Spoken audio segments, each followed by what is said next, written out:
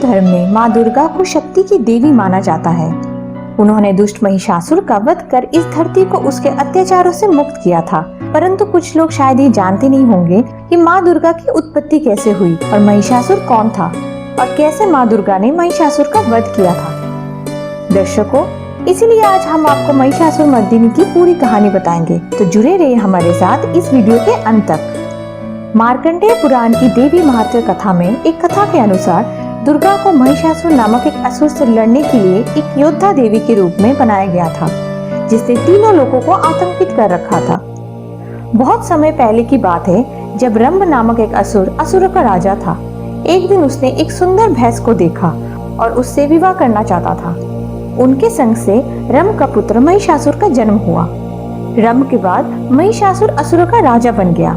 हिंदू पौराणिक कथाओं के अनुसार महिषासुर बहुत शक्तिशाली था और उसका सिर एक भैंस की तरह था। महिषासुर भगवान ब्रह्मा के कट्टर उपासक था।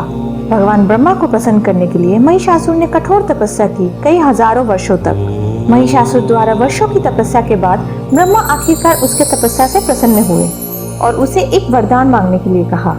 उसकी इच्छा थी कि उसे अमरत्व का वरदान मिले, पर ब्रह्मा जी ने ये वरदान देने से मना कर दिया। फिर उसने भगवान ब्रह्मा से कहा कि उसे पृथ्वी में कोई पुरुष तत्व न मार सके, अतः कोई पुरुष उसकी मृत्यु का कारण न बने।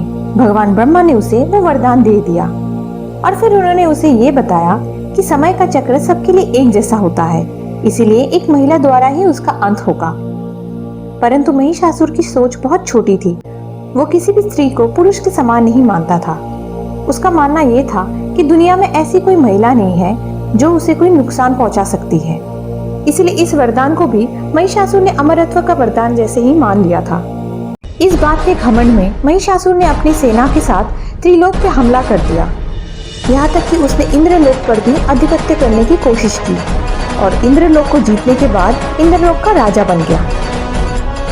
अपनी हार और अपमान के बाद सभी देवताओं ने भगवान ब्रह्मा की शरण ली, जो उन्हें भगवान विष्णु के पास ले गए।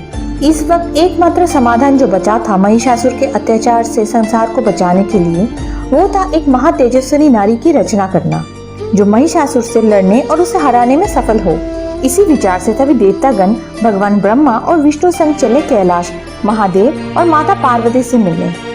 इसके पश्चात सभी देवताओं ने माता पार्वती से अनुग्रह किया कि वो अपनी शक्ति से एक दिव्य रूप का निर्माण करे, क्योंकि वो स्वयं आदिशक्ति का एक हिस्सा है। तब सभी देवताओं ने ओम के जाप से ध्यान करके अपनी सभी शक्ति देवी पार्वती को दिया और फिर माता पार्वती ने अपने दिव्य देवी दुर्गा रूप का धारण किया। वो रूप इतनी उज्जवल थी कि देवताओं के लिए भी माता की ओर देखना असंभव हो गया। वो रूप सभी देवताओं की संयुक्त शक्ति से उत्पन्न शुद्ध ऊर्जा की एक शक्ति थी। जब माता दुर्गा अपने पूर्ण स्वरूप में आई, तब भगवान विष्णु ने सभी देवताओं से कहा कि इन्हें हम अपने हथियारों से सुसज्जित करेंगे और साथ अपने विशेष शक्तियां भी प्रदान करेंगे। तब सभी देवताओं ने अपने अस्त्र के जैसे ही उनको एक एक अस्त्र दिए, जैसे त्रिशूल, तलवार, तीर और धनुष, वज्रास्त्र, कमल, सांप, गदा, कुल्हाड़ी, चक्र, शंख और अन्य पहाड़ों के देवता पर्वतराज हिमालय ने माता को सवारी करने के लिए एक सिंह दिया और उनका नाम महादुर्गा रखा।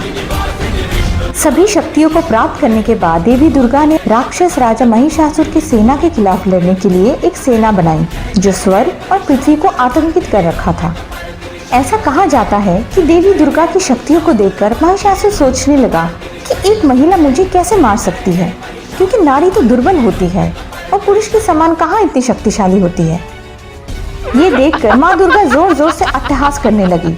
उस ध्वनि से तीनों लोक कांपने लगा, जिससे भूकंप आया और माता ने महिषासुर को अपनी शक्तियों के बारे में अवगत कराया। तब उसने एक राक्षस भैंस का रूप धारण किया। माँ दुर्गा का वाहन सिंह राक्षस भैंस के साथ युद्ध करने लगा। महिषासुर ने कई बार रूप बदला। पहले उसने एक दानव भैंस का रूप लिया, फिर एक विशाल हाथी का रूप लिया, फिर शेर का रूप लिया और अंत में फिर से दानव भैंस के रूप में आया और जोर जोर से गरजने लगा। महिषासुर को बार बार रूप बदलते देख माता क्रोधित हो गई और उन्होंने महिषासुर को बोला, हे दुष्ट, गरज ले जितना गरजना है। जब मैं तेरा वध करूंगी तब सारे देवता भी ऐसे ही गरजेंगे। इतना कहकर देवी ने उससे युद्ध करना शुरू किया और अपने त्रिशूल से महिषासुर की छाती पर प्रहार करके उसका वध किया। इस प्रकार माता ने महिषासुर का वध किया और संसार को महिषासुर के अत्याचारों से मुक्त किया। इसीलिए माता दुर्गा को महिषासुर मर्दिनी के रूप में भी जाना जाता है।